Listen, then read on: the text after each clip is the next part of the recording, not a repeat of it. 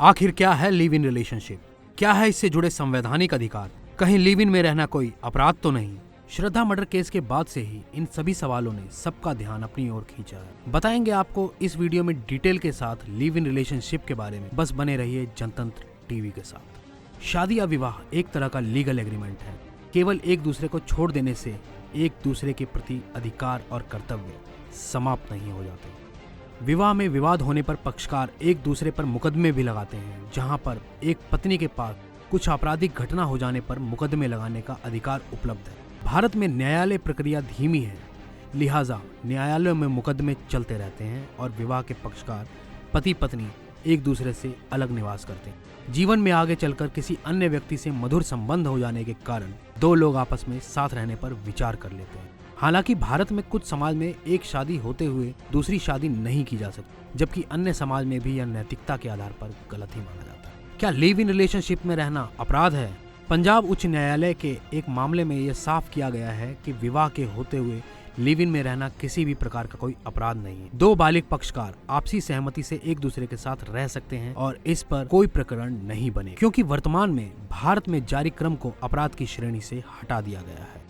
यदि यह दोनों पक्षकार आपस में विवाह कर लेते हैं तो फिर यह आपराधिक प्रकरण बन सकता है, लेकिन लिव इन के रहते हुए कोई भी आपराधिक प्रकरण नहीं बनेगा। लिव इन के संबंध में भारत के उच्चतम न्यायालय ने दिशा निर्देश भी जारी किए हैं, जिसमें यह बताया गया है कि लिव इन चोरी छुपे नहीं होना चाहिए, बल्कि वह खुले और साफ तौर पर होना चाहिए और जनता में इस बात की जानकारी होनी चाहिए कि दो लोग आपस में बिना विवाह के लिव इन में रह सकते। यदि इस तरह से लिव इन में रहते हुए किसी संतान की उत्पत्ति होती है, तब वह संतान माता पिता की संपत्ति में उत्तराधिकार भी रखेगी, लेकिन ऐसी संतान अधर्मज ही मानी जाएगी। यदि पति या पत्नी दोनों में से कोई एक व्यक्ति किसी दूसरे को छोड़कर किसी अन्य व्यक्ति के साथ लिव इन रिलेशनशिप में रहता है, तब विरोधी पक्षकार को तलाक का अधिकार प्राप्त हो जाता है। हिंदू मैरिज एक्ट 1955 अनुचित संबंध को तलाक का आधार मानता है। इस स्थिति में व्यथित पक्षकार तलाक की याचना कर सकता है, जहां वह न्यायालय को यह कह सकता है कि विवाह का पक्षकार किसी दूसरे व्यक्ति के साथ लिव इन में रह रहा है।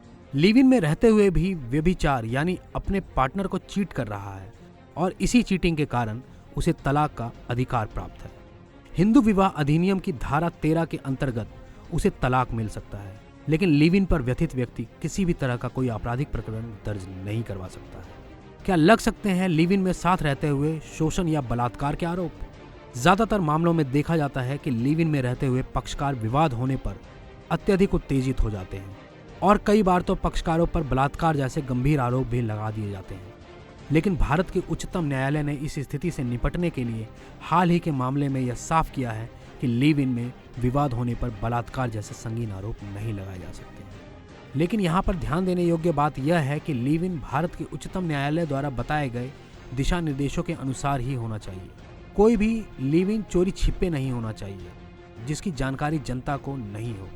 साथ ही लिव इन में रहने वाले पक्षकार एक दूसरे का शपथ पत्र यानी एफिडेविट भी ले सकते हैं, जिसमें इस बात को मेंशन किया गया हो कि हम दो लोग आपसी सहमति से एक दूसरे के साथ लिव इन में रह रहे हैं, और यह सबूत होता है जिससे पता चलता है कि दो लोग आपस में लिव इन में रह रहे हैं।